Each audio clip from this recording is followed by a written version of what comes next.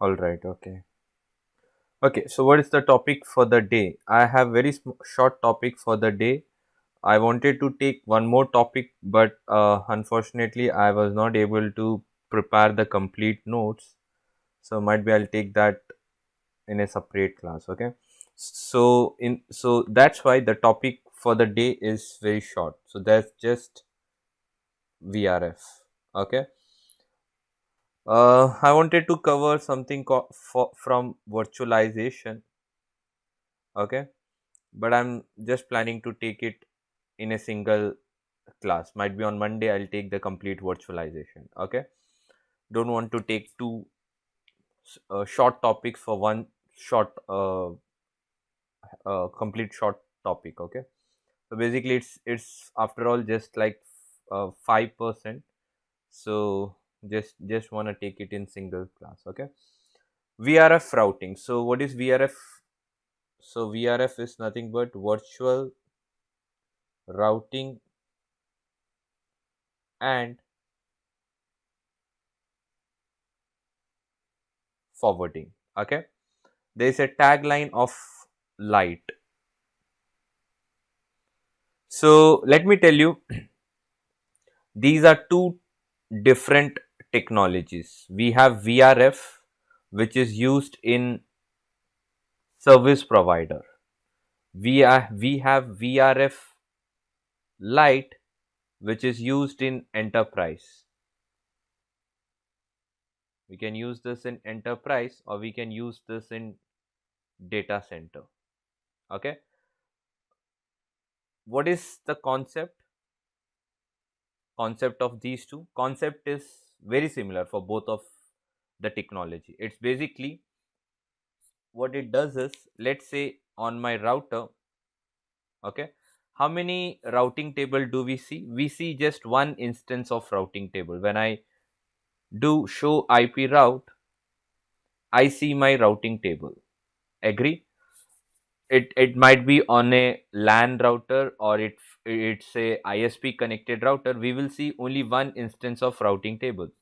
Now let me place this router in two different scenarios. One is in a service provider zone. So let's say I have my ISP and I have a router.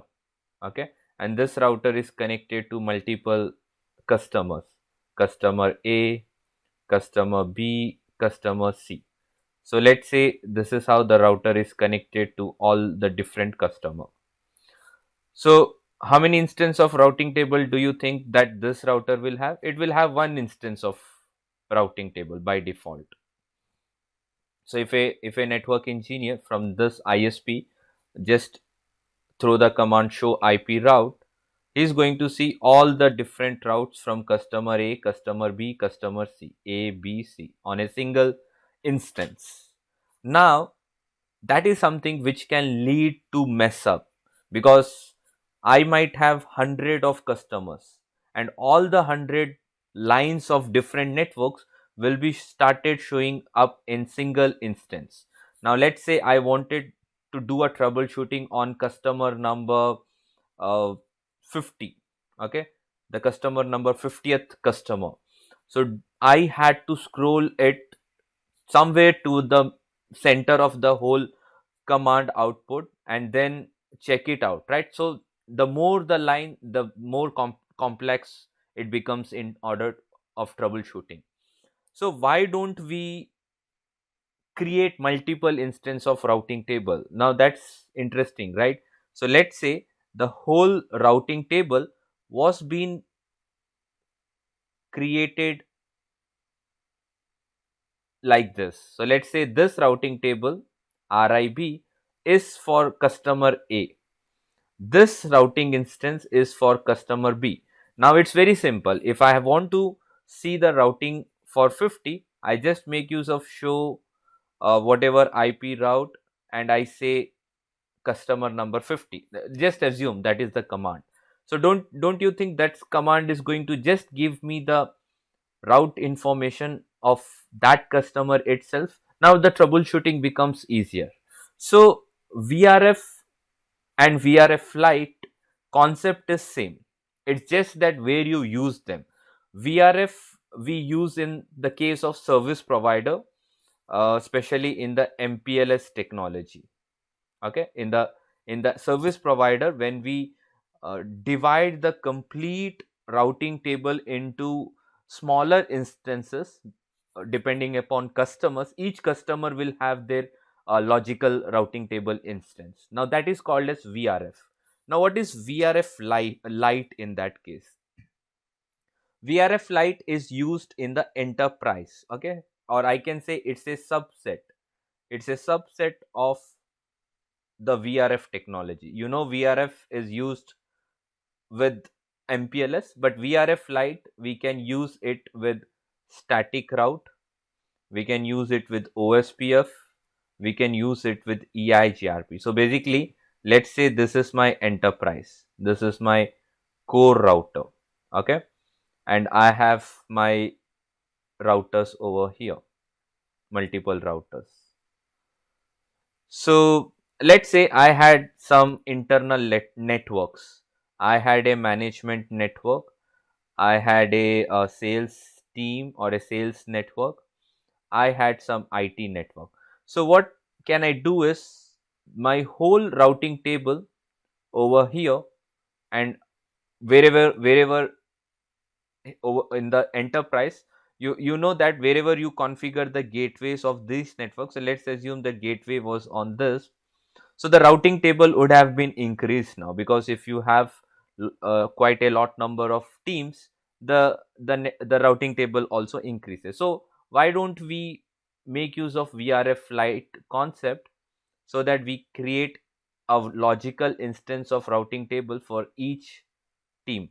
So management team will have their own routing table instance, sales is going to have their own instance, and IT team is going to have their own instance. Now this is used in the LAN side, okay. And what is the underlay protocol now? The protocol is still used, okay. VRF is not to eliminate the protocol will be still running, routing table will still be building. It's just that you're dividing that whole routing table more specific to the customer now, or more specific to the networks, so that troubleshooting becomes more easier. Rather than seeing thousands of line in your routing table, you can now just create some uh, specific routing tables, so that you just put the command and you get the output, okay. So so that's the difference between VRF and VRF lite. VRF is more into MPLS, service provider, which we will not discuss in this CCNP enterprise course. We have a lab in the case of VRF lite, which is enterprise focused, okay. So the theory was very simple, there is nothing much here, okay. But yes, I can add few more points for VRF lite. So you all know that in a switch, to just divide this into logically, okay, and to distribute the portion of this logical unit to a multiple units or multiple team, let's say IT team, let's say the sales team, let's say marketing team or management team. What do? We make use of the concept VLAN, right? Similar way, in the case of routers, the whole routing table, if I just want to break it up and just want to say that this portion is for customer XYZ, or let's talk from enterprise point of view. So let's say this is for uh, the team management team, this instance is for the sales team, this is for security team, right? So basically you're sharing the complete routing table into smaller portion, okay. So let's do the lab, you will understand what exactly are we going to do.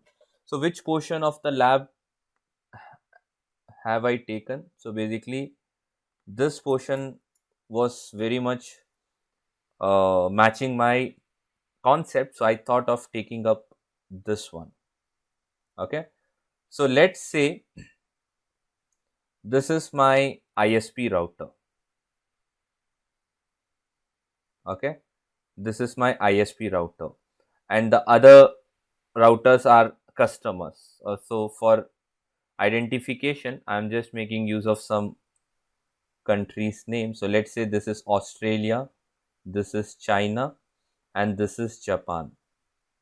Okay, I have not done any routing configuration or not done any routing protocol configuration. I have just assigned the interface IPs. Okay, when I open up my routing table here, I can see that there are a lot of networks that that are showed under connected state, because when I open the routing table of this particular router, since they are all directly connected, I can see lot of routes in a directly connected state. They are not neither static routes, neither OSPF, neither EIGRP. Okay, it's just a directly connected route. Using those directly connected route, we will make use of concept VRF LITE. What I'm going to do is I'll put the Australian route, okay, Australian route in a separate VRF. We will name that VRF as Australia. Same thing, this route which is coming from China, I'll put a VRF LITE and I'll say this is belonging to China route, and then we will put the last one which is under Japan VRF, and I'll show you how do we see the routing table when we have VRF, because once you enable VRF, this command is of no use. Okay, so you might be you have already troubleshooted VRF in your enterprise. In those router where VRF is running, show IP route will not give you any result. Okay, there is a specific command to be run to see the routes within VRF. Now that's a catch over here. If you were never aware of VRF concept, you directly go to a router, okay, and if you try to do show IP route, and if you're not able to see any route, don't be confused, don't be surprised, because that's the default behavior. Show IP route is not going to show you any VRF route. Okay, I'm talking when you have VRF configured. Okay, so on those kind of router, the command will be different, and I'll tell you what is that command and how do you initiate a ping. See, normally if you have a router, what do? You make use of ping command, so you straight away say 8.8.8, something like this. If you do a trace route, you say that 8.8.8.8. This is when you are maintaining just one routing table. But when you have multiple logical routing table, let's say Australia, Japan, China, and you're pinging this specifically for Japan, now you have to include that over here.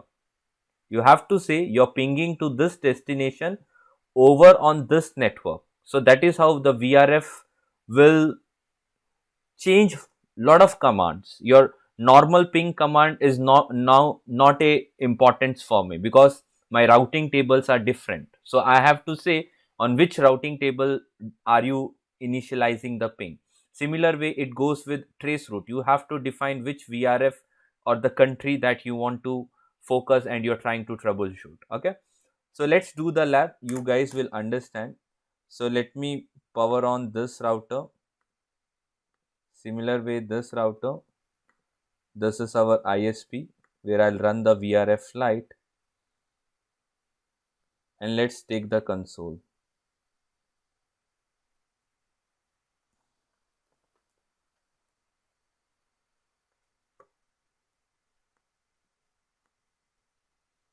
So what is this? This is switch. The Australia router is the first one, R16, China R17, and then finally Japan R15. Okay, so the IP address are already been shown on the diagram, so you can see this is 14.1.2 and over here it's going to be 14.1. Similar way it's 1.12, so this network will be 12.1.1. This is 13 network, so this is going to be 13.1.1.1. Okay, easy to understand network.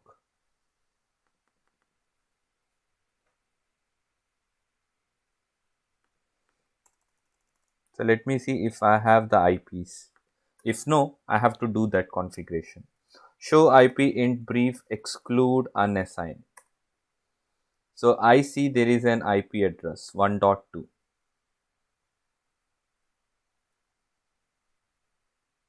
Okay, so 1.2 is present.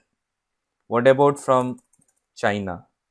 Show IP int brief exclude unassigned. Okay, so there is no IP. So let's configure. Let's say it is interface E0/0 IP address 13.1.2 255.255.255.0, no shutdown.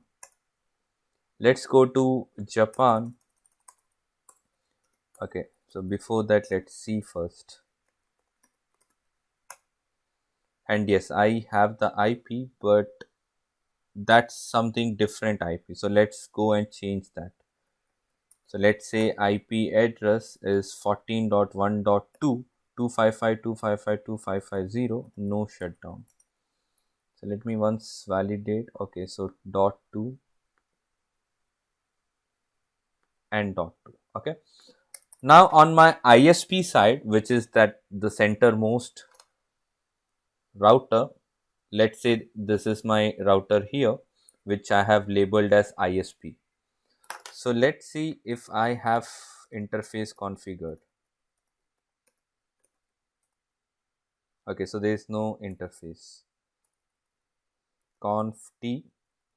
So it's GI0/0, which is facing towards Australia. If you want, let me write it like this: Australia customer. What is the IP address here? It's 12.1.1 255.255.255.0. Okay, so it's a layer 2 device. So first I have to do no switch port, and then I'll do the IP configuration and no shutdown. Similar way, let's go to the second interface, which is targeting China. So let's put this as a China connection or China link or whatever. Okay, no switch port, because it's a layer 2 switch. I have to say no, or no switch port is nothing but disabling the layer 2 capabilities, and then I'm going to make the IP address, which will make this interface work as L3. 13.1.1 255.255.0, no shutdown. Let's go to the third interface, which is not E 0/01. Let's keep some name. Let's say it's Japan link, no switch port, IP address of 14.1.1 255.255.0, no shutdown. And let's see the show command now. So I have the three IPs, okay, on three interface for targeting three different countries. Now what do you think my routing table would look like? Okay, before that, let me disable this messages. Okay, so what is happening is these instances, they are working on Ethernet technology. Okay, and they are by default working on half duplex, whereas this is a latest version which is working on full duplex. And what are the interface looks like? Giga. So let me change those half duplex into full duplex. Okay, so that those messages are taken out, otherwise they are very annoying and we are not able to do the configuration. So let's say this is duplex full, interface 0/0 duplex full, interface E0/0 duplex. Full. Duplex full.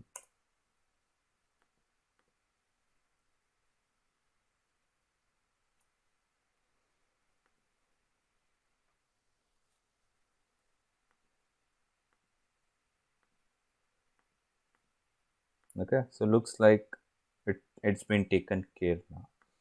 Okay, fine. So let me show you the routing table now. Whatever routing table that's been forming on this particular router, the ISP router. So you will see the three routes. If you do show IP route, you can see three different route. This is for Australia, this is for China, and this is for Japan. Okay, and they are directly connected. See, if you can see here, they say they are directly connected. So what am I going to do is I'm going to create a VRF now. So I'm going to create a VRF. I'll say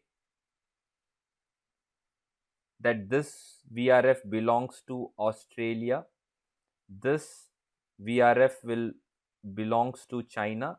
This will belongs to Japan. Okay. But once you configure them, then this command is not going to work. Okay.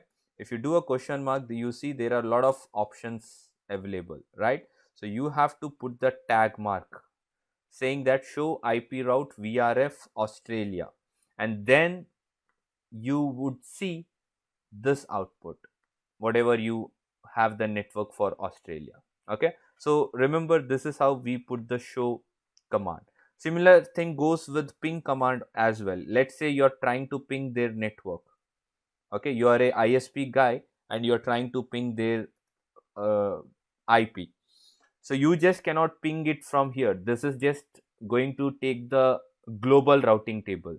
You have to define what VRF are you going to set it. Okay, so there is a command here where I can set the VRF. So let's do VRF Australia, and then I'm going to say 192.168.1.1. This is because let's say I was a ISP and my customer was a Australian customer, and this is how I'm going to do the troubleshooting. So it's no more just this. In when you have VRF in your router, you cannot go with this doesn't make any sense. This is going to look look up on your global routing table, but global routing table is just blank because I told you, once you enable VRF, the global table will become blank or zero. Okay, so let's do that, you will understand. So let's enable VRF now. So I showed you the routing table before doing VRF configuration. You can see the directly connected route from all the three countries. Okay, now let's go to conft. Let's create those labels, okay, which is required for VRF. So let's say I want one VRF label for Australian country or Australian customer. Let's say I want one, this is just a label, okay, which I'm creating now, so let's create for China. Similar way, let's create for Japan. Come out of this. Okay, so we just created the labels. Now these labels have to be mapped with the interfaces. What do you understand by that? So let's say over here I have the label for all the three countries, Australia, China, and Japan. Okay, now you are gonna say that Australia label is okay, not over here, over here. Okay, so you're going to mention, or you're going to map Australian label to this interface. Okay, you're going to say that is the interface which connects to Australian country. That's very important. Creation of labels and mapping those labels to the interface, that's going to complete the command. Okay, similar way for China, you're going to say this is the label and this is the interface 0/2. Similar way for Japan, you're going to say 0/1. Okay, that's how we are going to map label with the physical interface. So that's something which we will do now. So let's go to ISP router, and let's say the first interface which is focusing or which is linking the Australian country, which is Giga Ethernet 0/0, I'm going to say that it's a part of this label. Okay, VRF forwarding. And what label is that? So you have Australia. You will see something surprising happening now the moment I put this. Okay, so when I put this, my interface has lost its IP address because you just enabled VRF. That's the default behavior. So you have to reconfigure the IP, which we will do it later once after setting the label for all the three countries. Okay, so if you go back, you can see we had mapped the interface on every interface, right? But now once you enable VRF, you will be seeing this particular thing happening, that is your IP address is taken out. Okay, so it says no IP address. The moment you configure VRF, IP address is going to be taken out from that particular interface, so you have to reconfigure that. Okay, that's the default behavior. Let's go to the second interface, which is linking China country, and let's map VRF. So what is the label? It's China.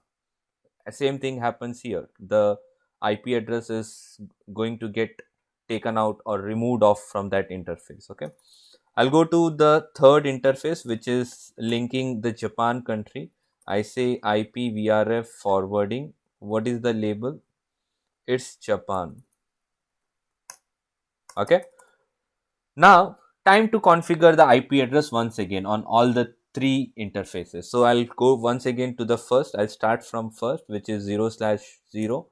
The IP address is over here, 12.1.1 Australian IP.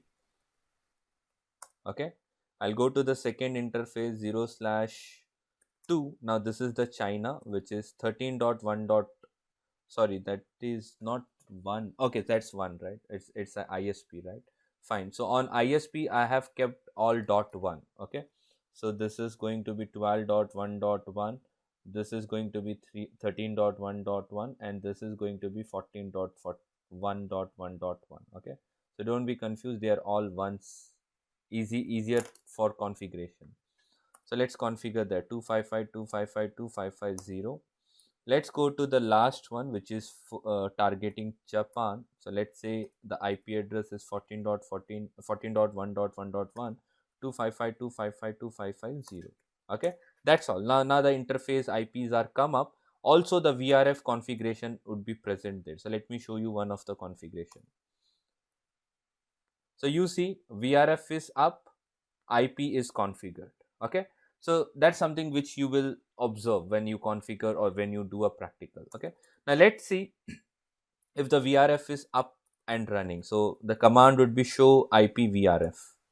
The moment I do show IP VRF, I can see the binding. Okay, I can say that my VRF tag of Australia is been binded with this interface, China is binded to this, Japan is binded to this. Okay, three countries, three different interfaces. That's one of the VRF concept also. So in the case of VRF, let's say this has multiple interface, GI 0/0, 0/1, 0/2, 0/3. So as per VRF, each routing table, each VRF routing table will be corresponding or will be mapped to one physical interface. So this is mapped to this. There will be another routing table, VRF rib, which is mapped to the second interface. So basically VRF will be mapped to the interfaces, the physical interfaces. Okay, fine. Now what about the global routing table? Okay, once you have activated RIP, I told you your normal command of show IP route, what do you think that this command will be showing you? It will be showing blank. Okay, this command earlier showed us lot of information. If I scroll up, this was the information that I received when I put this command. So let me copy the same thing and let me recheck. Okay, so you see now it's a blank table, there is no route. So where is my routes gone now? So here is where student who doesn't know about VRF gets stuck. They just go and see the show IP route, they don't see anything. They will go to the show run command, they will see there are a lot of routing happening, there are protocols, but where is the route now? Where has these routes gone? So to check the route in case of VRF, you have to add the VRF tagging there. Okay, say for example, now there are three instances of VRF table created. One is for Australia, Japan and China. Let's say I want to see the Australian network. So I'm going to say, I'm going to put show IP route VRF Australia, enter. So you see these are the network that's targeting the Australian customer. Okay, similar way, let's say I wanted to see the VRF for Japan. Okay, and you see it's just a Japan network. Let me try to give a lower case. So you see that the word is case sensitive. If you're making use of uppercase, that means you have to be careful about that. You cannot create uppercase tagging and in a routing table command, in the case of show IP routing table command, you are making use of the lowercase, so that will not be recognized. Okay, so it should be the same exact what you are using for creation. So this is Japan. Similar way, what about China? Okay, so you have the China table as well. So basically your global routing table is being logically divided now. You have three instance of routing table running now. This is for Australian customer, this is for China customer, this is for Japan customer, and remember to add that VRF word. Okay, now since we are done with the lab, let me show you how do we initiate a ping command. Okay, let's say this is my IP from, which is this network, it's China network, right? If I'd make use of ping and try to ping this, you see they are not going to ping. This is also something which the junior engineers are going to commit this kind of mistake. In the case of VRF router, this is of no use. Okay, this is of no use. You have to specifically mention which VRF are you pushing this ping command from. Okay, so I'm going to say ping VRF China and then define the IP, whatever IP it is. Okay, so I did wrong copy paste and it went for domain lookup. Okay, so let's wait for some time. Okay, it came up fine. Okay, so while I do a ping statement, I'm going to define that initiate a ping based on this VRF routing table. This is going to be my destination IP and let's ping. And you see it is successful. Okay, same thing goes with traceroute command as well. If you're trying to make a,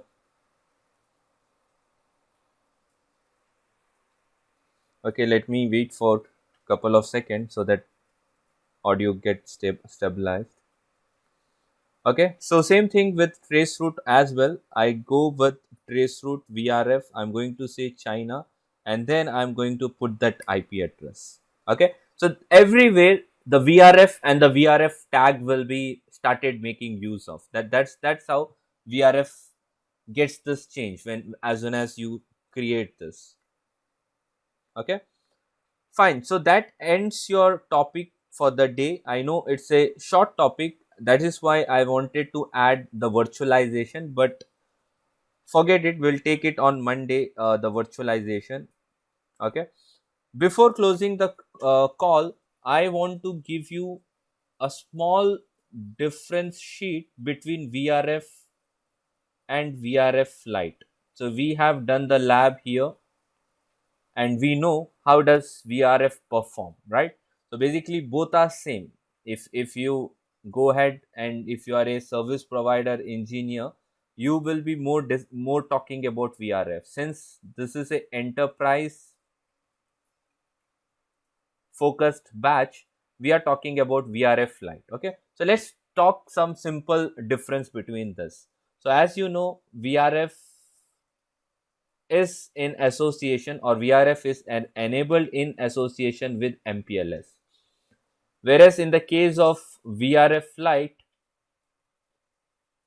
it's not been associated with MPLS. Okay, it's just LAN protocol. That's all. What would be the second difference? It's more into service provider, which we've been talking from start of the class, whereas this is more into enterprise or data center. Okay, what would be the third difference between the two? So basically there is a concept.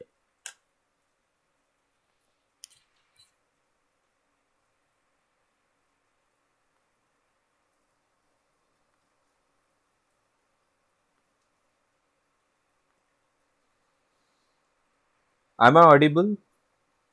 I lost you guys for a second, got reconnected once again.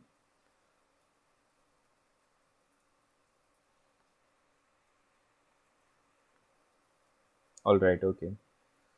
So it's been, actually the weather is not good, so might be network is getting fluctuated. Fine. So where was I? I was over here. Okay. What is the third difference? The third difference is there is a concept of route target.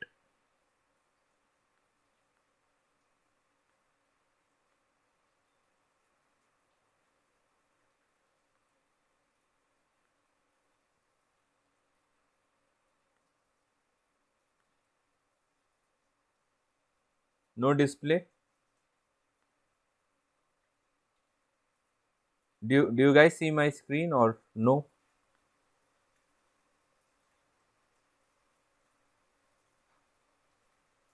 Okay. So this would be, okay. Let me share my screen.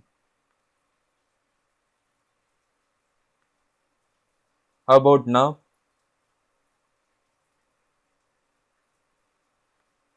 Can you see my screen or no? Okay, all good, right? Okay, fine. Okay, so the third difference would be about route target. So in the case of VRF, it requires route target, whereas in the case of VRF Lite, it doesn't require route target. Now you might be wondering what is route target, right? So in short, route target is very similar, or very something like BGP extended community, which is used in VPNs. Okay, so basically what happens in route target is the packet will have some field. Okay, the packets which has been taken, or which has been flowing in case of BGP, they will have the field in the update packets or in the update message.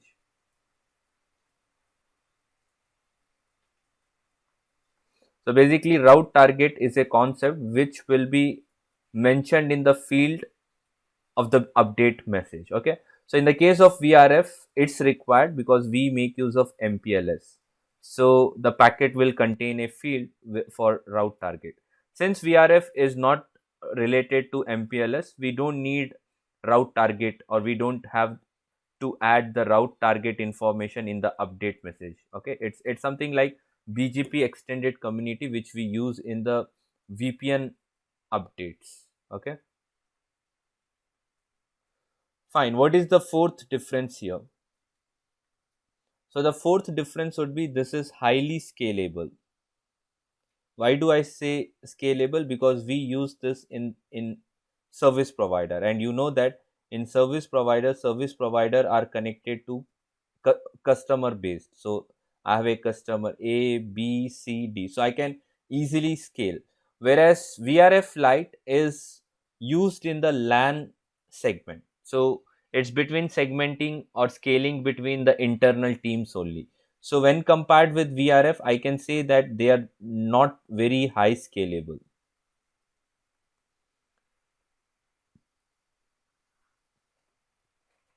What about from scope point of view?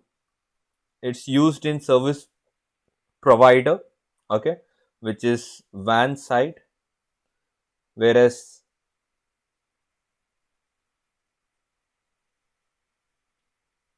VRF Lite, it is used in enterprise, okay, and you will see this in the LAN side, and you will see more of your routing protocols like OSPF. You're using VRF Lite with respective to OSPF or static or directly connected or EIGRP. Okay, so this is the scope of VRF Lite usage, and this is the scope of VRF, so which is more like MPLS or uh, MPBGP. So all the big terms, okay, which is not from enterprise side. Okay, so I guess I lost you guys.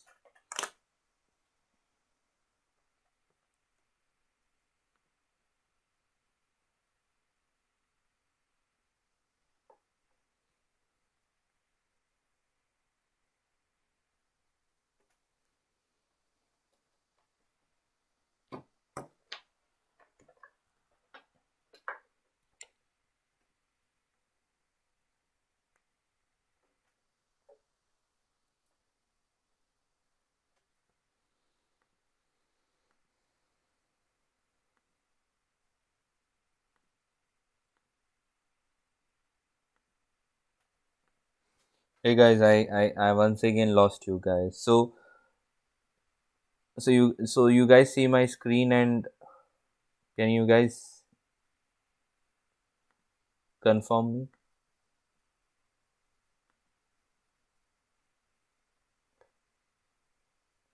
No screen. Okay, now.